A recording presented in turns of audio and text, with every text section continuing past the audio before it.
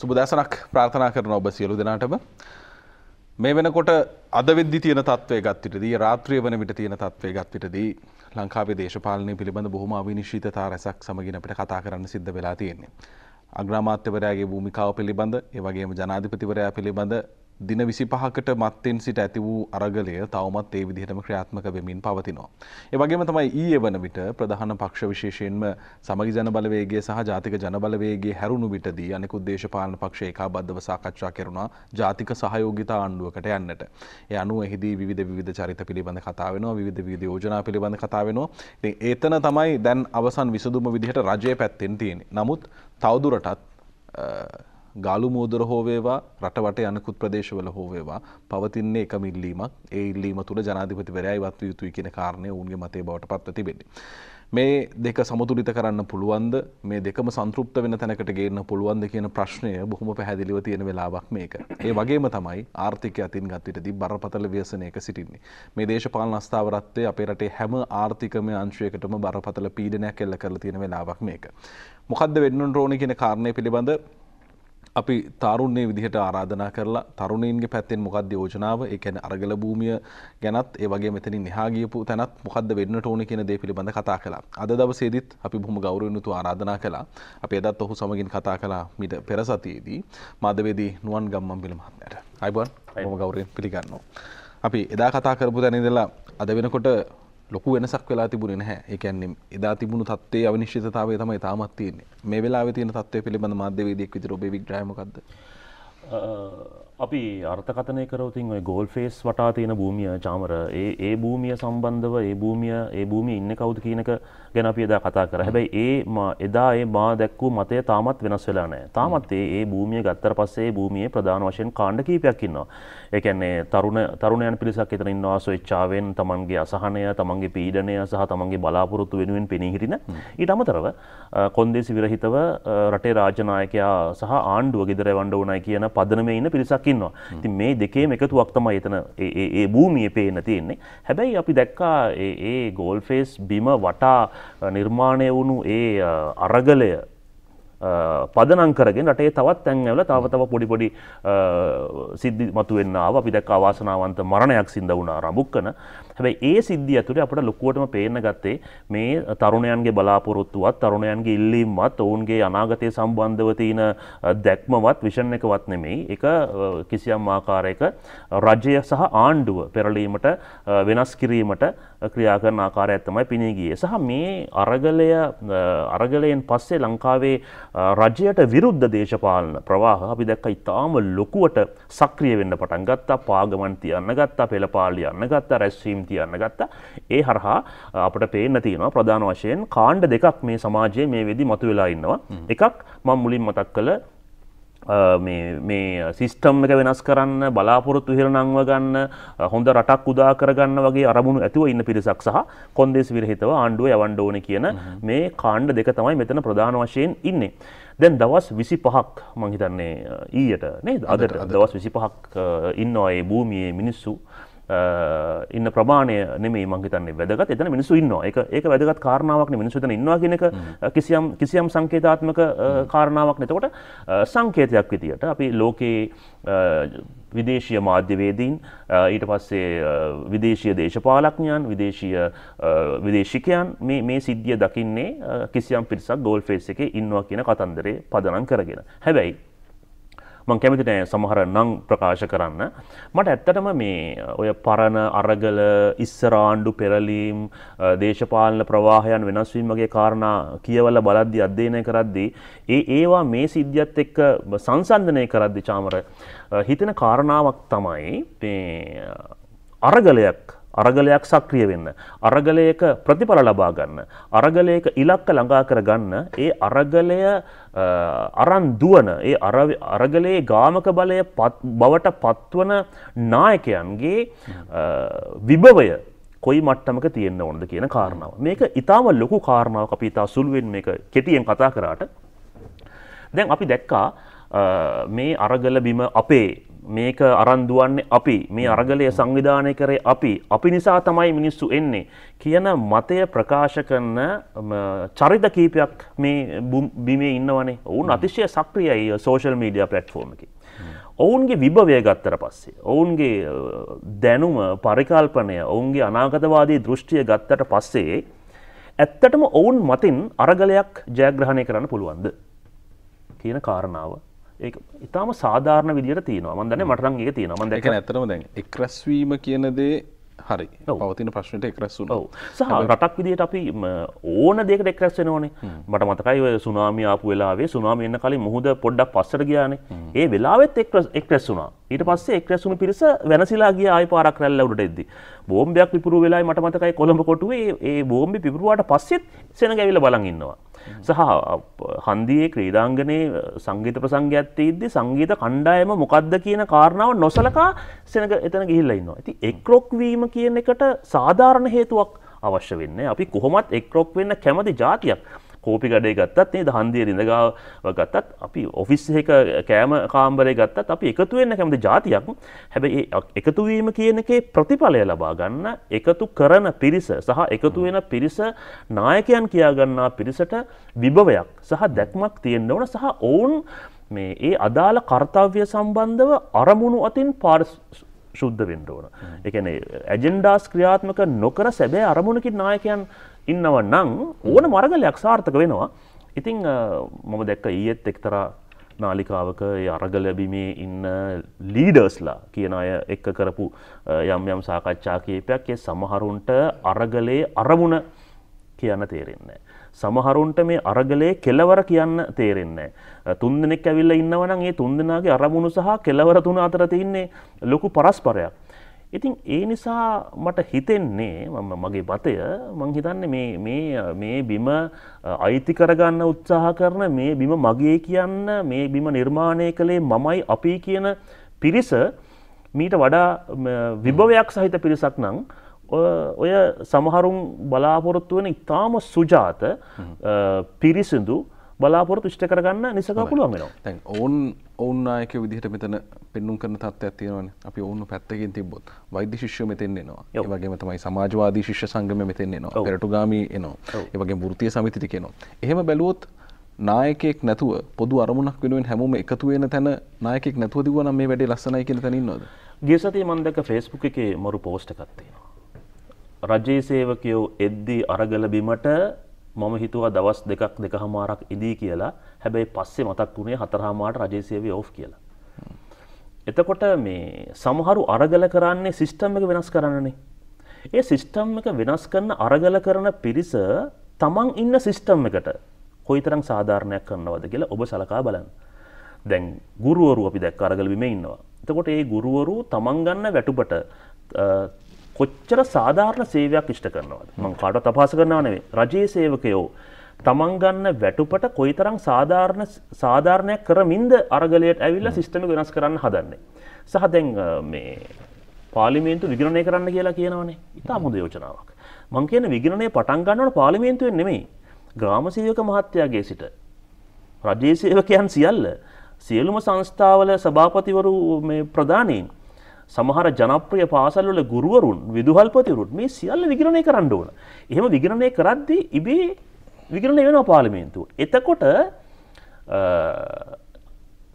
තමන් විගණනයට කැමති පිරිසද තව කෙනෙක් විගණනය කරන්න කියන්නේ. මං කියන්නේ ඒ කියන්නේ තමන් විගණනයට අකමැතියි කියලා අනිත් කෙනා විගණනය කරන්න එපා කියන එක වැරදි කියන එක නෙමෙයි. හැබැයි අපි අපේ අරමුණු සුජාත වෙන්න ඕනේ. එතකොට අපි මේ සිස්ටම් එක වෙනස් කරන්න කෑ ගහන අය කොයිතරම් සුජාතයිද මේ සිස්ටම් එක ඇතුලේ සහ කොයිතරම් මේ සිස්ටම් එකට සාධාරණයක් කරනවද? දැන් අපි අධ්‍යාපන ක්‍රමය වෙනස් කරන්න නම් මේ අධ්‍යාපන ක්‍රමයෙන් ඉගෙනගෙන තමයි තැනකට ගිහිල්ලා මේක වෙනස් කරන්න ඕන. මේ අධ්‍යාපන ක්‍රමය හරියන්නේ නැහැ කියලා කට්ටි පැනලා ස්කූල් කට් කරලා ගුරුවරුන්ට හන්දි ගානේ කැලෑ පත්‍ර ගහලා යාළුවොත් එක්ක කට්ටි පැනලා රටේ අධ්‍යාපනය වෙනස් කරන්න බෑනේ. එතකොට ඒ අධ්‍යාපන ක්‍රමයෙන් අපි කිසියම් දුරක් යන්න ඕනේ. ඒ වගේ තමයි මේ සිස්ටම් එක ඇතුලේ මේක වෙනස් කරන්න ඕනේ නම් මේකේ ඇත්තට වෙනස් කරන්න බොහෝ තැන් තියෙනවා. බොහෝ දේවල් තියෙනවා. හැබැයි මේ සිස්ටම් එකට සාධාරණයක් කරමින් ගිහිල්ලා තමයි මේක වෙනස් කරන්න ඕනේ. මේ සිස්ටම් එකටත් සාධාරණයක් කරන්න නැතුව මේකටත් වංගු ගහ මේකත් විනාශ කර මේකත් කඩාකප්පල්කාරී කර අලුත් සිස්ටම් එකක් නිර්මාණය කරන්න කෙනෙක් උත්සාහ කරනවා නම් ඒව හිතලු.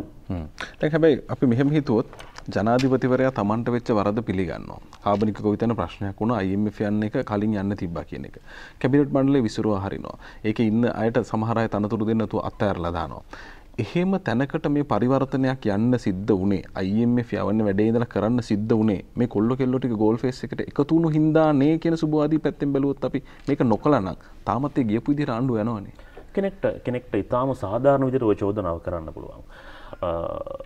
කෙනෙක්ට කියන්න පුළුවන් තරුණයන් පිරිසක් ඉතාම හොඳ චේතනාවෙන් පාරට බැස්ස හින්දා යටේ රටේ පහුගිය කාලේ යම් පරිවර්තනීය සිද්ධි දාමයන් සිද්ධ වුණා කියලා.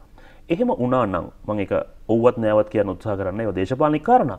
හැබැයි එහෙම පරිවර්තනීය වෙනසක් සිද්ධ වුණා නම් තමන් හින්දා මේ පරිවර්තනීය වෙනස සිද්ධ වුණා කියන එක ප්‍රකාශයට පත් කළා.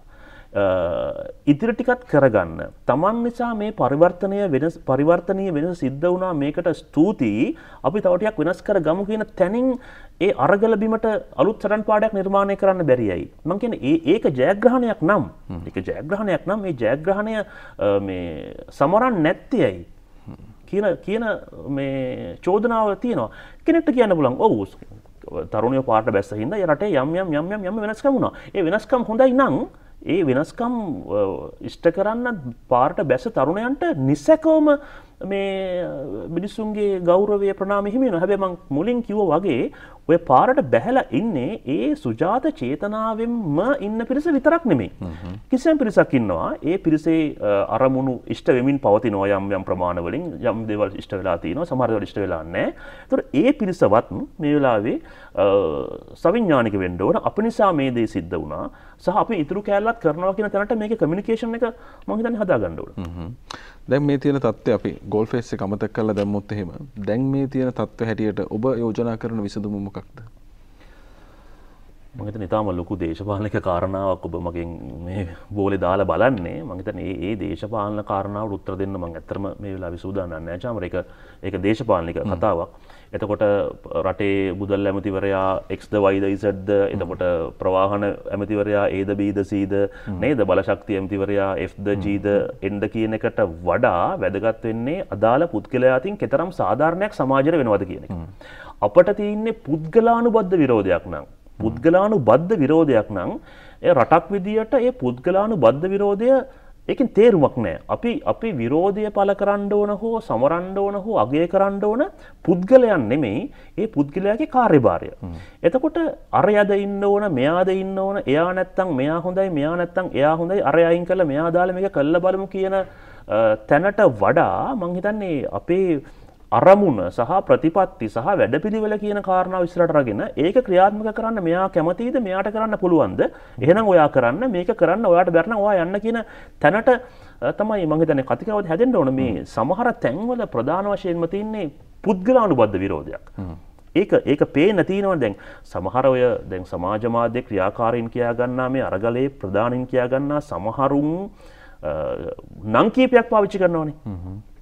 නම් කීපයක් පාවිච්චි කරනවා. මෙයා ඒ පුද්ගලානුබද්ධ විරෝධය වෙනුවට මේ අර වැඩපිළිවෙලක් සම්බන්ධ විරෝධයක් හෝ යෝජනාවක් එනවා නම් මං හිතන්නේ මීට වඩා හොඳයි සහ දේශපාලන කාරණාවක් සම්බන්ධව ඇත්තටම මම හිතන්නේ මේක මගේ ප්‍රකාශන වෙලාව නෙමෙයි. ඔව් සමගි ජන බලවේගයේ පැත්තෙන් යෝජනා කරනවා ජනාධිපතිවරයා ඉවත් වුණොත් තෝනන්තරවාර ආණ්ඩුවකට එනවා. JP එක පැත්තෙන් කියන දේ තමයි අපි තුන් දෙනා ඉන්නේ අපි මොකටද මේවට එකතු වෙන්නේ මැතිවරණයකට පාර්ලිමේන්තුවට පුළුවන් මේ වෙලාවේ පාර්ලිමේන්තුව විසිරුවා ගන්න. එතකොට අපි අලුත් ආණ්ඩුවකට ජනමතයකට යමු කියන කාරණේ. දැන් මේ ආණ්ඩුව පැත්තෙන් තියෙන්නේ දැන් විමල් විරංශ මහත්තයා උදේගම්මන් පිළේ ඊට පස්සේ මෛත්‍රීපාල සිරිසේන මහත්තයා මේ හැමෝම එකතු වෙලා අන්තර්වාර ජාතික සහයෝගිත ආණ්ඩුවකට යමු කියද. මේ විසඳුම් තුනෙන් වඩාත්ම මේ මොහොතේ රටට උචිතයි කියලා ඔබ යෝජනා කරන්නේ මොකක්ද? ප්‍රධාන වශයෙන්ම මම හිතන්නේ ඔය ප්‍රධාන ඔය ඔබ නම් කර දේශපාලන ව්‍යාපාර තුනේම දේශපාලන නායකයෝ තේරුම් ගන්න ඕන කාරණාවක් තමයි රට අස්ථාවර කිරීමෙන් දේශපාලනිකව අපට ලැබෙන වාසිය මොකක්ද කියන එක. එතකොට ජනාධිපතිවරයා ඉවත් කරනවා නම් ඒ සඳහා තියෙන වැඩපිළිවෙල මොකක්ද? කොච්චර කාලයක් යනවද මේ වැඩපිළිවෙලට? ජනාධිපතිවරයා ඉවත් කළ අලුත් ජනාධිපතිවරයෙක් පත් වෙන මොහොත දක්වා මේ රටට මොකද වෙන්නේ කියන එක තමයි අංක 1. එතකොට කිසියම් දේශපාලන ව්‍යාපාරයක ඉන්න පුද්ගලයෙකුගේ ජනාධිපති සිහිනය වෙනුවෙන් අරගලය හෝ මේ රටේ ජනතාවගේ වර්තමානය හෝ නාස්ති කරන එක ඒක ඵල රහිතයි. ඒක ඵල රහිතයි. එතකොට අනිත් සමහර යෝජනා කරනවා මේ සම්පූර්ණයෙන්ම මේගොල්ලෝ අයින් වෙලා මේ ආණ්ඩුවම අපිට ආණ්ඩුව කරන්න දෙන්න කියලා. එහෙම ඔවුන් යෝජනා කරනවා නම් ඔවුන් ඇවිල්ලා මේක බාරගෙන කරන්න බලාපොරොත්තු වන වැඩපිළිවෙල මොකක්ද? සහ මොකක්ද ඒගොල්ලෝගේ ටයිම් ලයින් එක? මොකක්ද ඒගොල්ලෝගේ මේ අරමුණු සහ අභිමතාර්ථ කියන එක සමාජගත වෙන්න ඕන. ඉතින් එහෙම වැඩපිළිවෙලක් හෝ අරමුණක් හෝ ටයිම් ලයින් එකක් ෆ්‍රේම්වර්ක් එකක් නැතුව තම තමන්ගේ අර සිහිනය මේ සිහිනය වෙනුවෙන් මේ අරගල බිමට ආපු තරුණයන්ගේ සුජාත බලාපොරොත්තු අරන් මල්වැඩම් කරන් දුවන එක වැරදි. ඉතින් ඊට වඩා මම හිතන්නේ දැන් සවිඥානික වෙන්න ඕන කියලායි මට හිතෙන්නේ. දැන් අත්‍තරම අපිට රටක් විදියට තියෙන ලොකුම ප්‍රශ්නයක් නේ ඔය දැන් මේ අනාගතය පේන විභවයක් සහිත නායකයන්ගේ අඩුව. ඒක හැමතැනම තියෙනවනේ. අපිට දැන් අපි ගත්තොත් ක්‍රීඩාව ගත්තොත් මේ මොහොතේ කවුද මේ රටේ ඉන්න පරමාදර්ශී ක්‍රීඩකයා? කවුද කියන්නකො? කවුද මේ මොහොතේ ඉන්න මේ රටේ ගම්වල දුවන පණින ගෑනු ළමයින්ගේ මේ පරමාදර්ශී ක්‍රීඩිකාව? අපිට එහෙම කෙනෙක් ඉන්නවද? එතකොට මේ මොහොතේ අපි අගය කරන දුටු තැන වන්දනාමාන කරන අපි කැමති ප්‍රිය කරන ආගමික නායකයා මේ රටේ කවුද? අපි මේ මොහොතේ ගරු කරන අගය කරන සිනමා නළුව මේ වෙලාවේ කවුද? අපි අගය කරන වන්දනාමාන කරන ගායකයා හෝ ගායිකාව මේ වෙලාවේ කවුද? එහෙම මේ මිනිස්සුන්ට ගරු කරන්න පුළුවන්, අගය කරන්න පුළුවන්, මේ වන්දනාමාන කරන්න පුළුවන්, පිළිගන්න පුළුවන් දේශපාලනික නොවන නායකයොත් නැති වෙලා ඒ දේශපාලනික නොවන නායකයන්ගේ තැනට සමාජ මාධ්‍ය ක්‍රියාකාරීන් ඇතුළු වුණාට පස්සේ සිද්ධ වෙච්ච මේ අකරතැබ්බේක තමයි අපි ඉන්නේ කියලායි මම දන්නේ. මට හිතෙන්නේ. ඉතින් මේ දේශපාලනික උත්තර දේශපාලනිකයි. ඒවා දේශපාලන නායකයන් තීන්දුව කරන්න ඕන. හැබැයි ඒගොල්ලෝ එක දෙයක් මතක තියාගන්න ඕන. තමන්ගේ මේ ඊටාම ආත්මාර්ථකාමී ජනාධිපතිවරයා හෝ අගමැතිවරයා හෝ ඇමතිවරයා වීමේ සිහිනයද මේ ඉෂ්ට කරන්න මේ තරුණයෝ පාරට බහැලින්නේ කියන එක උන් තේරුම් ගන්න ඕන. සහ ඒ තරුණයෝ තේරුම් ගන්න ඕන තමන් පාරට බහැලින්නේ අරයාගේ ජනාධිපති සිහිනයද, මෙයාගේ අග්‍රාමාත්‍ය සිහිනයද, මෙයාගේ ඇමති සිහිනයද, මෙයාගේ විපක්ෂ නායක සිහිනයද ඉෂ්ට කරන්නේ අපි ඉන්නේ කියන එක. ඒ වගේ කාරණාවලටත් මම හිතන්නේ මේ තරුණයන්ම කිසියම් සංවේදීතාවයක් දක්වනවා නම් ඒ ප්‍රෙෂර් එකම මම හිතන්නේ අදාළ දේශපාලන පාර්ශවයන්ටත් මේ කාන්දු වෙලා සේන්දු වෙලා වුණොත් තමන්ගේ ආත්මාර්ථකාමී වැඩපිළිවෙලින් එහාට ගිය වැඩපිළිවෙලක් ගැන හිතන්න වෙලාව හොයාගනින්. හොඳයි. දැන් මෙතන අපි දේශපාලන පක්ෂ ටික අයින් කරොත් දැන් නිර්පාක්ෂික අරගලයක්නේ ගෝල් ෆේස් වල යන්නේ කියන තැන තියෙනවනේ. ගෝටා ගෝ හෝම් තමයි ඔවුන්ගේ අවසන් බලාපොරොත්තුව. එතනින් පස්සේ වැඩපිළිවෙලකුත් ඔවුන්ගේ යෝජනා වුණා නම් හොඳයි කියන තැන ඔබ ඉන්නවද? අනිවාර්යයෙන්. මම හිතන්නේ අපි එදා චාමර මේ තැනම අපි ඔය කතා කරා. එදත් අපි කතා කළේ කිසියම් රාජ්‍ය පාලන ව්‍යුහයක් අයින් කරන්න ඕන කියලා කිසියම් පිරිසක් යෝජනා කරනවා නම් හෝ චෝදනා කරනවා නම් හෝ ඉල්ලීමක් කරනවා නම් ඔවුන්ට ඉදිරිපත් කළ හැකි වැඩපිළිවෙලක් නිර්මාණය වෙන්න ඕන. ඔය අරගල බිමේ අපි දැකලා තියෙනවා ආචාර්යවරු ඉන්නවා, මහාචාර්යවරු ඉන්නවා නේද? ලේඛකයෝ ඉන්නවා, ලේඛිකාවෝ ඉන්නවා, ගුරුවරු ඉන්නවා. එහෙම සකල විද සමාජ ස්තරයන් උතන ඉන්නවනේ. එතකොට ඔවුන්ට එකතු වෙලා කිසියම් වැඩපිළිවෙලක් හෝ කිසියම් මේ ෆ්‍රේම්වර්ක් එකක් එළියට දාන්න පුළුවන්කමක් තියෙනවා නම් මම හිතන්නේ ඊට වඩාත් ඒක පදනම් කරගෙන අපිට ඊළඟ තර්ක නිර්මාණය කරන්න පුළුවන්. මේක කරන්න ඔයාලට පුළුවන් රයිට් වා කරන්න, මේක කරන්න ඔයාලට බෑ ඔය යන්න කියන මේ වැඩේ කරගන්න පුළුවන්. හැබැයි ඒක ඔය අරගල බිමෙන්ම එළියට එන්න ඕන. පැහැදිලි. ඇත්තටම අපි හැම දෙයක් පිළිබඳව මධ්‍යස්ථව කතා කළොත් ඇත්තටම අරගල භූමියේ ගෝටා ගෝ හෝම් කියන තැන නම් ඉන්නේ. එතනින් එහාට මොකද්ද කියන වැඩපිළිවෙල පිළිබඳව එතනින් යෝජනා වුණා නම් වඩාත් යහපත් කියන තැන අපි ඇත්තටම මේක පූර්වාදර්ශයක් විදිහට කතා කරන්නේ. මොකද ඒක ජනාධිපතිවරයා අයින් කරලා බලමු ඊට පස්සේ මොකක්ද කරන්න කියන තර්කය සම්පූර්ණ අසාධාරණ කතාවක්. ඒ නිසා එතනින් එහා වැඩපිළිවෙලත් මෙතන ඉන්න මේ තරුණ කොටස් බොහොම දක්ෂයින් මෙතන ඉන්නවා. කලාකරු හෝ වේවා, නීතිඥ හෝ වේවා, වෛද්‍යවරු හෝ වේවා. ඒ තැනත් යෝජනා වෙනවා නම් වඩාත් යහපත් කියන දේ අපි මේ කතාව ඇතුලේ මතු කරනවා. එතනින් ඉස්සරහට ගියොත් එහෙම මේ රටේ තාරුණ්‍ය තරම් රැවටිච්ච මිනිස්සු තවත් නැතුව ඇති.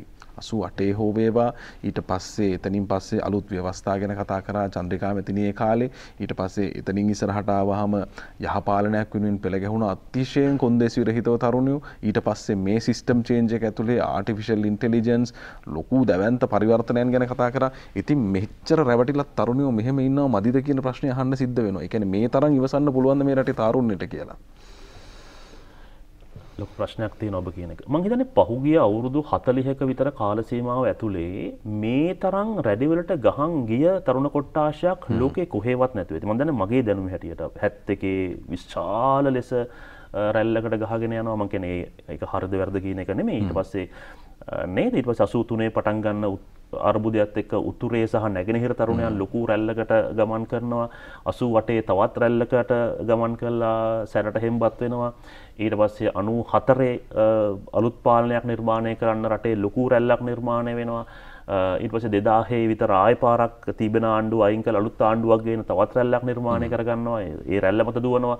ඊට පස්සේ යුද්ධ ඉවර වෙන කම්ම රට යුද්ධයෙන් බේරා ගනිමු කියන ඒක ලොකු රැල්ලක් විදියට මේ ව්‍යාප්ත වෙනවා. ඒ රැල්ල මතේ දුවනවා. ඊට පස්සේ දේශපාලන යම් දේශපාලඥයන්ගේ දූෂණ වංචා ගැන රැල්ලක් නිර්මාණය වෙනවා. ඊට පස්සේ 2015 නේද තවත් ආණ්ඩුවක් නිර්මාණය කරන රැල්ලක් බිහි වෙනවා. ඒ වගේ පහුගිය අවුරුදු 40ක විතර කාල සීමාව ඇතුලේ මේ තරම් රැලි වලට ගසාගෙන ගිය තරුණ කොට්ටාශයක් මං හිතන්නේ ලෝකේ කොහෙවත් ඉන්නවා කියලා. අපි දන්න උදාහරණ ඇතුලේ. හැබැයි තාමත් ඔබ කියන කතාව හරි. ඔය කිසිම රැල්ලකින් මේ තරුණ පරම්පරාව මේ තෘප්තිමත් වෙලා නැහැ. ඒ කියන්නේ කිසියම් රැල්ලකින් මේ තරුණ පරම්පරාව තෘප්තිමත් වුණා නම් ඊළඟ රැල්ල නිර්මාණය වෙන්න හේතුවක් නැහැ නේ. ඉතින් ඒ අතෘප්තිකර භාවය තමයි මේ රැලි වලට මේ අවශ්‍ය කරන මූල බීජය සපයන්නේ. සහ හැබැයි මේක ඒ කාලේ මීට අවුරුදු 35ක කලින් අවුරුදු 5කට කලින් බිහි වෙච්ච රැලි වලට වඩා මේ රැලි ප්‍රචණ්ඩ සහ මේ තරම් පවතින්නේ මේ සෝෂල් මීඩියා කියන ටූල් එක මේ රැලි මතේ දුවන හින්දා. දැන් අර එලොන් මස්ක් කියන මිනිස්සයා ඩොලර් බිලියන් 44ක් වියදම් කරලා Twitter කියන ප්ලැට්ෆෝම් එක අයිති කරගන්නවා. ඒ Twitter කියන ප්ලැට්ෆෝම් එක ඒක නිකන් සෝෂල් මීඩියා ප්ලැට්ෆෝම් එකක් නම් ඒ මිනිස්සයා ඉච්චර ගාණක් වියදම් කරලා ඒක ගනීද? හැබැයි ඒක බිස්නස් මොඩල් එකක්. ඒක තමයි ඔහු දන්නවා ඊළඟ ලෝකයේ ධනවත් රටවල රාජ්‍ය නායකයන්ගේ චරිතය ඇති කරන්න හෝ නැති කරන්න. ඊළඟ රටක ජනාධිපතිවරයෙක් බිහි කරන්න හෝ ඉන්න කෙනා ගෙදර යවන්න. ඊළඟ රටක ආණ්ඩුවක් හදන්න හෝ නැති කරන්න.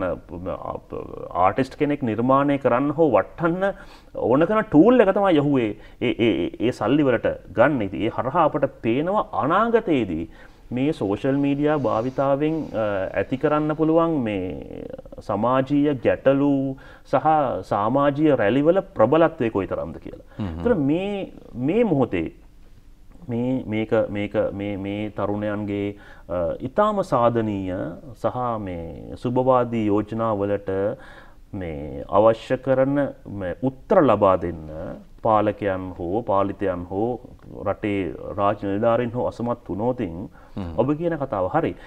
තවත් දින කීපයකින් මාස කීපයකින් හෝ අවුරුදු කීපයකින් නැවත වතාවක් මේ අතෘප්තිකර තරුණ කොට්ටාශය නව රැල්ලක් නිර්මාණය කරනවා. එතකොට ඒ රැල්ල සමහර වෙලාවට මීට වඩා භයානක වෙන්න පුළුවන්. ඉතින් ඒ උවදුර මං හිතන්නේ අපි ගාව තියෙනවා. මගේ දේශපාලන කාරණාවලට උත්තර දෙන එක දේශපාලඥයෝ දේශපාලන භාෂාවෙන් කරගනි. හැබැයි දේශපාලනික නොවන කාරණාවලට උත්තර දීම කියන කාරණාව අතිශය වැදගත්, අතිශය තීරණාත්මකයි. එහෙම උත්තර නොදී හිටීමෙන්ම තමයි ප්‍රශ්න නිර්මාණය වෙලා ඒ ප්‍රශ්න මේ මාධ්‍ය අවකාශය ඔස්සේ වැපිරෙන්න පටන්ගෙන දේශපාලනික කාරණා ඒ මතට ඇවිල්ලා ඒක පැසවන්න පටන්ගෙන මේ ගඳ ගහන්න තුවාල දාන්න පටන් ගන්න. ඒ නිසා දේශපාලනික නොවන කාරණා වලට වහවහ උත්තර දෙන්න ඕන.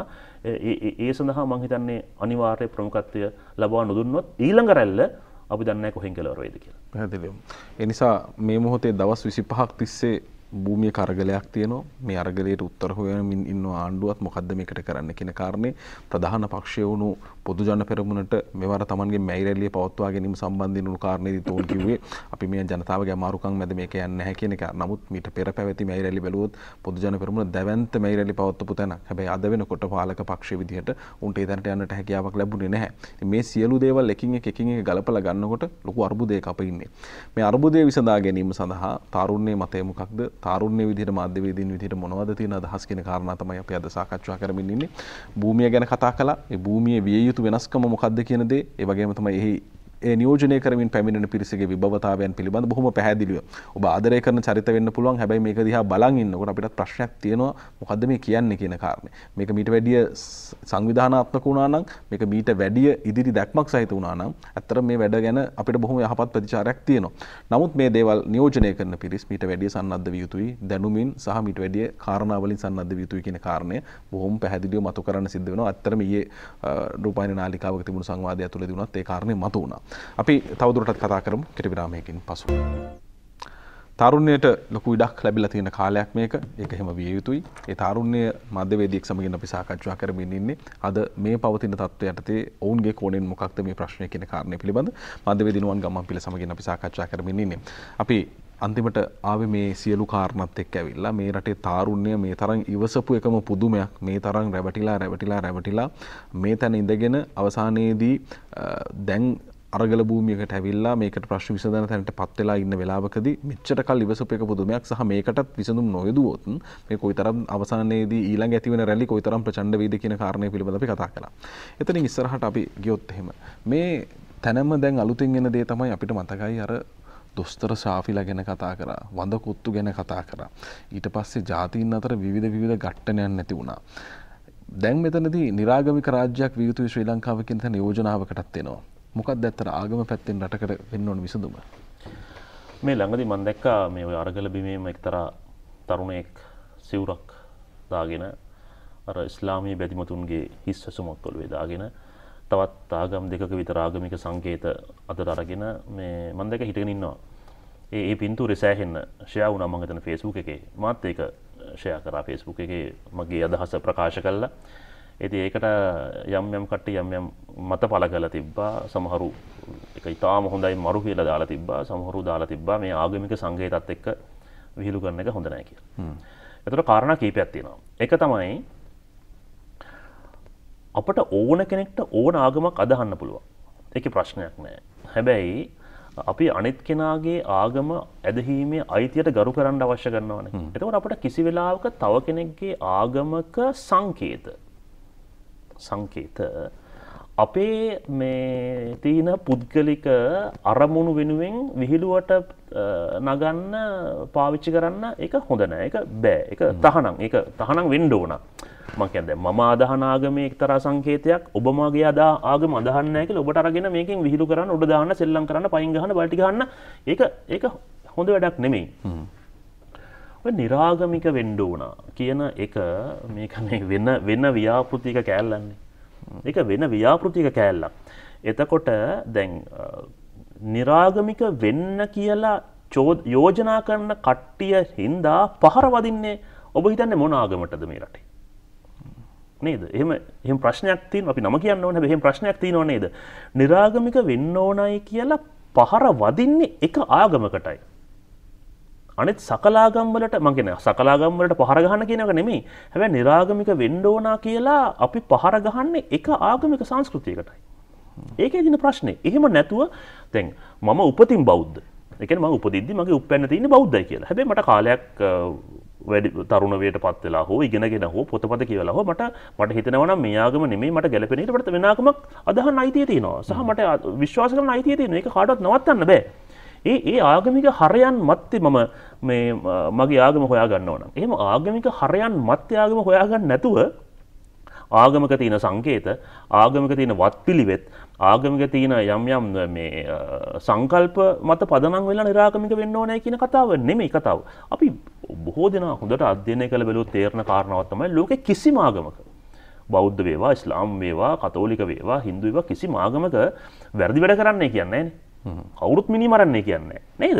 කවුරුත් අසරණයන්ට කන්න බොන්න දෙන්න එපා කියන්නේ නේද? කවුරුත් බොරු කියන්නේ කවුරුත් වංචා කරන්න කියන්නේ කවුරුත් දූෂණ කරන්න කියන්නේ.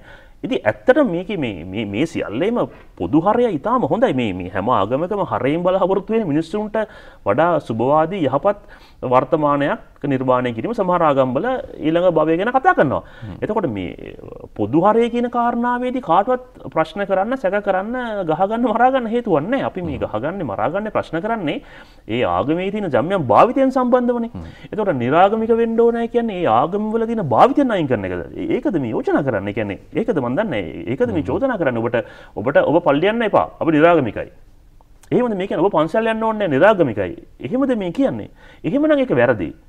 හැබැයි ආගමික හරයන් පදනම් කරගෙන ආගමික හරයන් ඉගෙනගෙන ඒ ඔස්සේ හිතනවා නම් මේ ආගම ඕනත් නැහැ, අර ආගම ඕනත් නැහැ, අරක ඕනත් නැහැ, මේක ඕනත් නැහැ, මේක තමයි කියලා ඒකේ ප්‍රශ්නයක් නැහැ. එහෙමයි කියලා ආගමික සංකේතවලට, ආගමික නායකයන්ට, ආගමික සිද්ධාස්ථාන වලට සහ වත්පිළිවෙත් වලට ප්‍රසිද්ධිය පහර ගන්න එකටත් නියාමනයක් අවශ්‍ය කරනවා. ප්‍රබල නියාමනයක්. කාටවත් එහෙම කරන්න බෑ. අපි දැක්කා ඔබට මතකනේ අර ඇෆ්ගනිස්තානයේ බුදු පිළිම විනාශ කළා මීට අවුරුදු ගානකට කලින්. ඒ වෙලාවේ ඒ කියන්නේ විනාශ කළ මිනිස්සුන්ට ඒකේ අගයක් නැති වුණාට ඒ බුදු පිළිම විනාශය දැකපු අපට කොච්චර ඒ වෙලාවේ අර දඩාර විදියට බෝම්බ ගහලා කුඩු කරද්දි කොච්චර වේදනාවක් ඇති වුණාද? මම කියන්නේ ඒ නිසා මට ඔබේ ආගම එපා නම් ඒක ප්‍රතික්ෂේප කරන එක මගේ පුදුලික කාරණාවක්. හැබැයි ඔබේ ආගමේ සංකේතවලට, ඔබේ ආගමේ වත්පිළිවෙත් වලට ප්‍රසිද්ධිය පහර ගන්න එක නෙමෙයි මම කරන්න ඕන. නිරාගමික වෙන්න ඕනේ කියන එක ඒක ඇවිල්ලා මේ වර්තමානයේ ඇතුලේ මේ චාමර හොඳ ට්‍රෙන්ඩින් වෙන්න පුළුවන් මාතෘකා කීපයක් තියෙනවානේ. ඒ මාතෘකා කීපයක් තියෙනවා. ඒ ට්‍රෙන්ඩින් වෙන්න පුළුවන් මාතෘකා.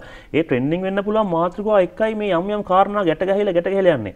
ඒ එක ට්‍රෙන්ඩින් වෙන්න ඕන කාරණාවක් තමයි නිරාගමික වෙන්න ඕන කියන එක.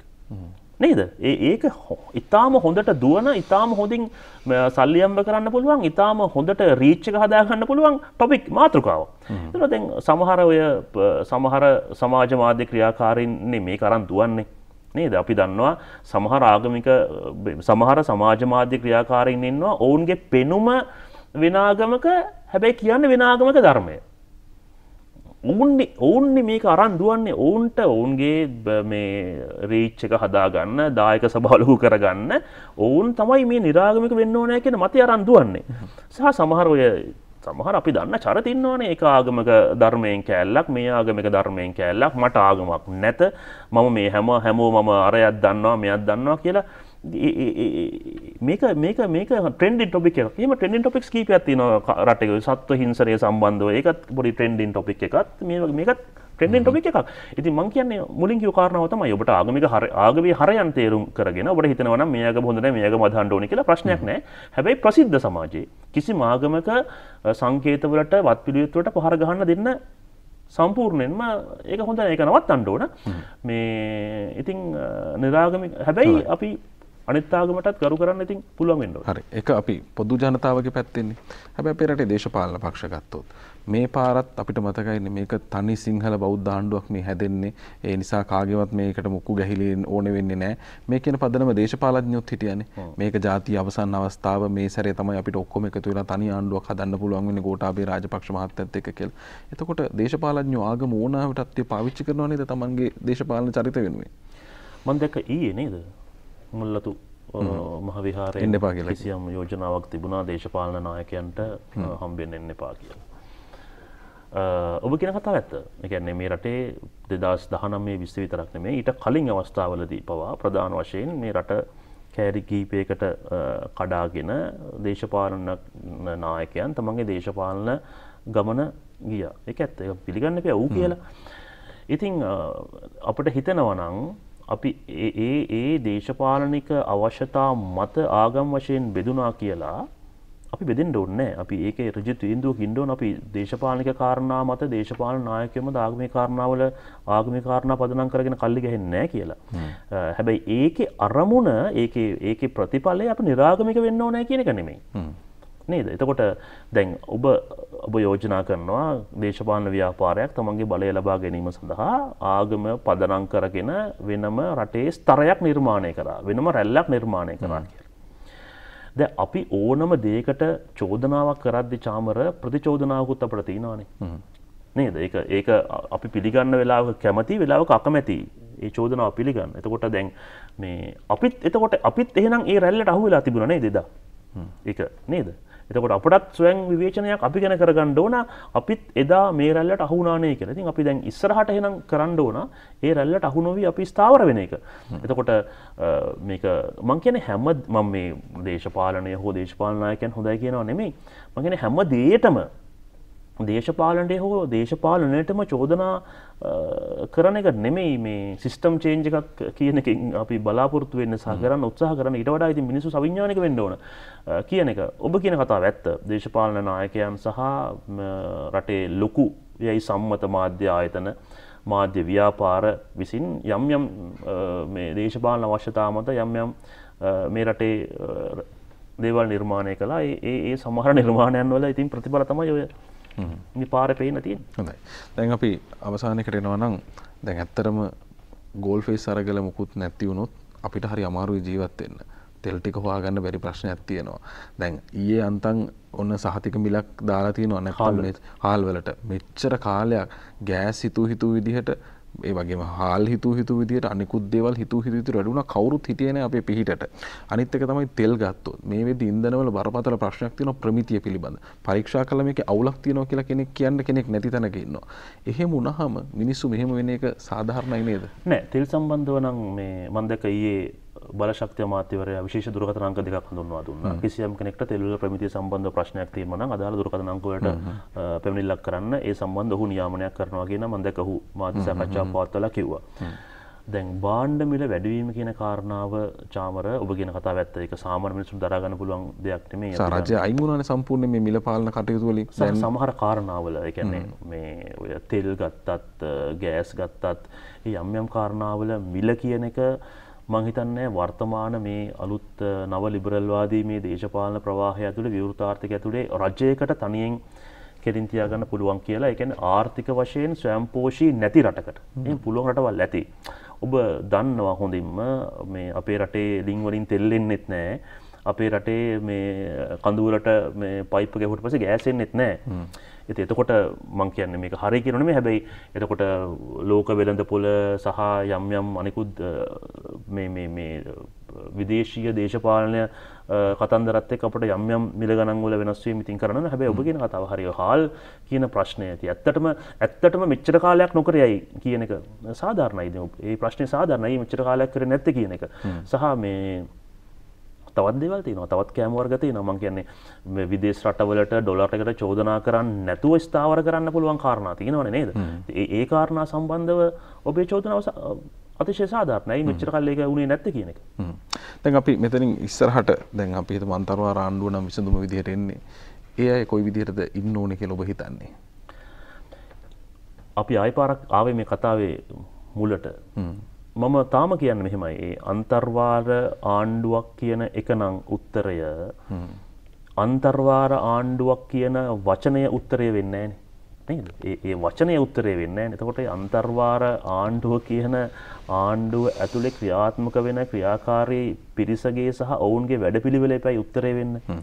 ඒ නිසා අන්තර්වාර ආණ්ඩුව තමයි උත්තරය කියලා ඒකට අතුස්සන්න මම කිසි වෙලාවක සූදානම් නැහැ. හැබැයි අන්තර්වාර හෝ සර්වපාක්ෂික හෝ X හෝ Y හෝ කියන ආණ්ඩුව ඇවිල්ලා මොනවද කරන්න කියන එක සම්බන්ධ වැඩපිළිවෙලක් ඉදිරිපත් කරනවා නම් ඒක තරාදියේ දෙපැත්තට දාලා බලලා අතුස්සන්න මම අනිවාර්යෙන් සූදානම්. එහෙම නැතුව වචන වලට අහුවෙන්න හොඳ නෑ. අපි වචන වලටනේ අහුුනේ. අපි කාලයක් අහු නේද? මං කියන්න කැමති නෑ. එහෙම වචන වලට දැන් 2015 යහපාලනය කියන වචනෙටනේ අපි වචනට මාර විදියට අහු වුණානේ නේද? එතකොට මම කියන වචන වලට අහු වෙලා අතුස්සන්න නෙමෙයි අවශ්‍ය වෙන්නේ. වැඩපිළිවෙලක් තියෙනවා නම් කාට හරි දැන් මම ඊටාම සුජාත ලෙස මේ රටේ වැඩ කරන්න කැමති മന്ത്രിවරයෙක් නම් මට වැඩ කරන්න අන්තර්වාර ආණ්ඩුවක්ම ඕනද? එහෙම ඕනද? නේද? එතකොට දැන් මට වැඩ කරන්න වෙන කෙනෙක්ගේ ආණ්ඩුවක බැරිද? එතකොට අපි කරන්න ඕන මගේ වැඩපිළිවෙල මේකයි මම කරන්න ඉන්නේ මේකයි කියන එක සමාජගත කරන එකනේ. ඊට පස්සේ මිනිස්සු තීන්දුව කරයි රයිට් ඔයා එහෙනම් මේ අන්තර්වාරයට යන්න ඔයා නැත්තම් අර හින්න මෙහෙ ඉන්න කියලා. එහෙම නැතුව මේ ඒ කියන්නේ බෝඩ් ලෑල්ලක් අල්ලගෙන කිසියම් පිරිසක් ඒ බෝඩ් ලෑල්ල යටට යන්න උත්සාහ කරනවා අපවාද වලින් ගැලවෙන්න. තවත් පිරිසක් මේ එළියේ ඉඳන් ඒ බෝඩ් එකට අත උස්සනවා. මම කියන්නේ ඊට වඩා මේකේ මොනවද කරන්න කියන එක තමයි එළියට එන්න ඕනේ. ඊට පස්සේ අපිට අතුස්සන්න පුළුවන්. 225ම එපා කියන මේ ස්ලෝගන් එකට ඔබත් අනුමත කරන කෙනෙක්ද?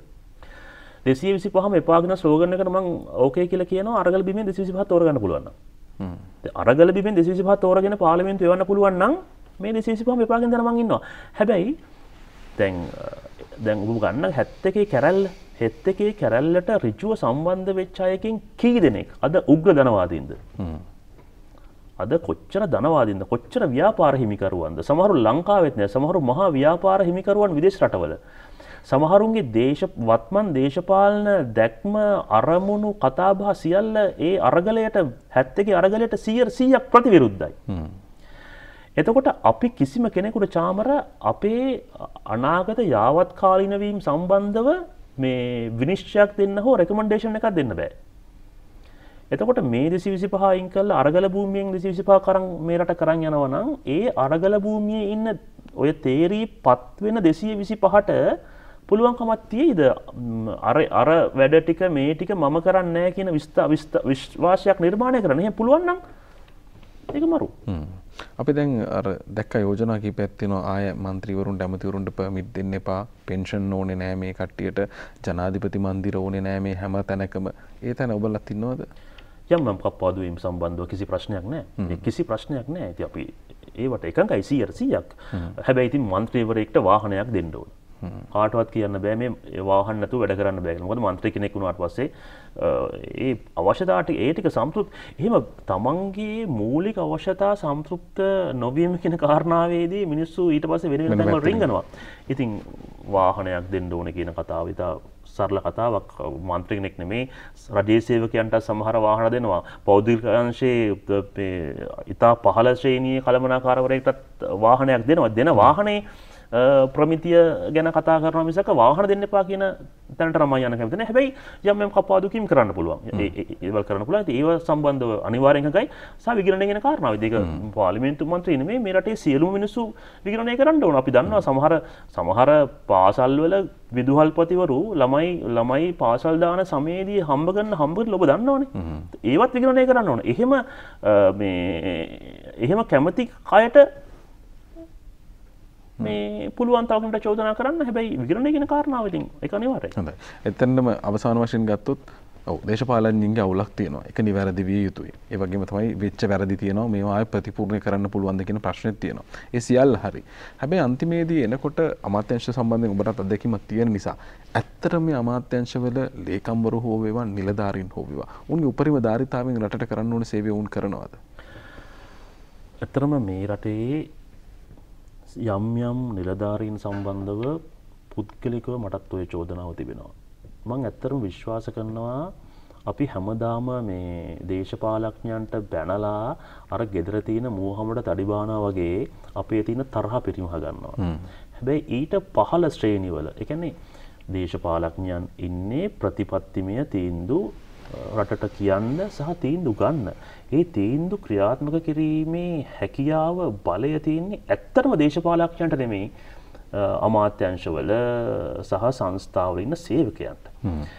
එතකොට ඒ ආයතනවල සංස්ථාවල අමාත්‍යාංශවල වැඩ කරන නිලධාරීන් 100%ක් හරි වෙලා මේ ප්‍රශ්න උද්ගත වුණා නම් අපට දේශපාලඥයන්ටම ගහලා බැනලා ඉවර කළා අපේ තරහ පිරිමහ ගන්න පුළුවන්.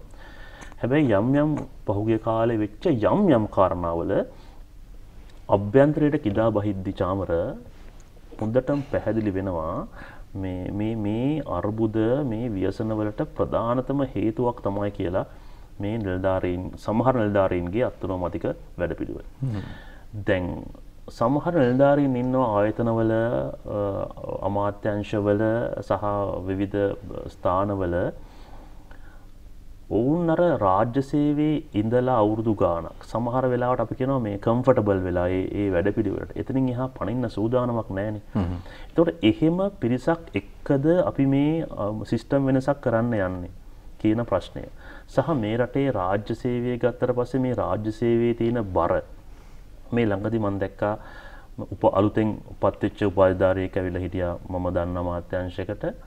ඔහු උසස් පෙළ ජීව විද්‍යාව හදාarලා විශ්වවිද්‍යාලයේ ගිහිල්ලා සයන්ස් ඩිග්‍රියක් තියෙන කෙනෙක්. ඉතින් මම ඇහුවා ඔහුගෙන් ඇයි මේ ඔබ මේ අමාත්‍යාංශයේ මේ රස්සාවට එන්නේ කියලා. ඉතින් ඔහු කියනවා මාර ෆ්‍රී. ඉතින් මේක තමයි ඉතින් 4:00ට ඔෆ් සතියාන්තේ ඔෆ්. ඉතින් ඒ මෙන්ටලිටි එකෙන් නම් අපි යන්නේ රාජ්‍ය සේවයට.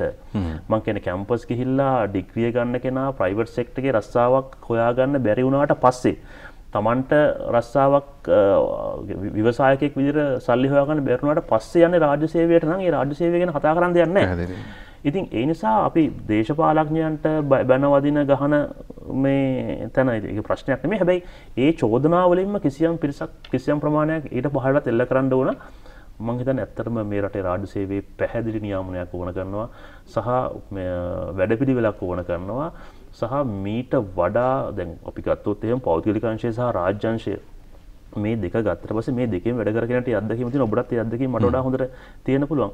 මේ නියාමනය කියන එක සුපරීක්ෂාකාරීත්වය කියන එක ඊට පස්සේ අපි කියනවා ඒකට ඔය මේ ඇගීම් කියන ඒවා ඒව කොච්චර මේ රටේ පෞද්ගලික අංශයේ තියෙනවද කොච්චර රාජ්‍ය අංශයේ අඩුයිද. ඉතින් ඒ නියාමනය නිසක වශයෙන්ම අවශ්‍ය කරනවා රාජ්‍ය සේවයට. එහෙම නැත්නම් මං හිතන්නේ ඔය ලක්ෂ 17ක් 15ක් ඉන්න රාජ්‍ය සේවයෙන් රටට වෙන්නේ බරක් මිසක් අසුගතියක් වෙන්නේ නැහැ. පැහැදිලිව.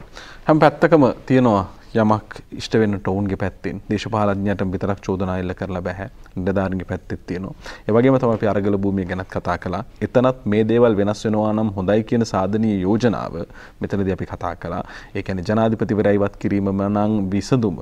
එතනින් එහා වැඩපිළිවෙල මොකක්ද කියන එකත් මේ අරගල භූමිය පැත්තෙන් මතු කරනවා නම් ඒක වඩාත් සාධනීයයි කියන යෝජනාව අපි සිද්ධ කළා. ඉතින් මේ තාරුණ්‍යයත් එක්ක කතා කළේ තාරුණ්‍ය මාධ්‍යවේදියෙක් එක්ක අපි කතා කළේ මොනවද වෙන්න ඕනේ මොන දේවල්ද විය යුතු කාරණා කියන දේ. අපි ඉදිරියටත් සාකච්ඡා කරමු. දින 25ක් අදට.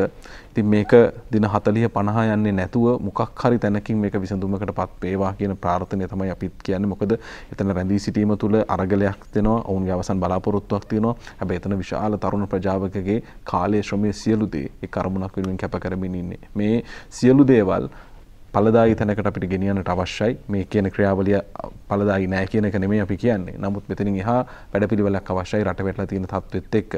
බොහොම ස්තුතියි අද දවසේදී පැමිණීම වෙනුවෙන්. හොඳයි. අපි අදට සංවාදය හමාර කරනවා. හෙට යලි හමු වෙමු. ප්‍රාර්ථනා කරමු සියලු දෙනාටම යහපත් දවසක්. ආයුබෝවන්.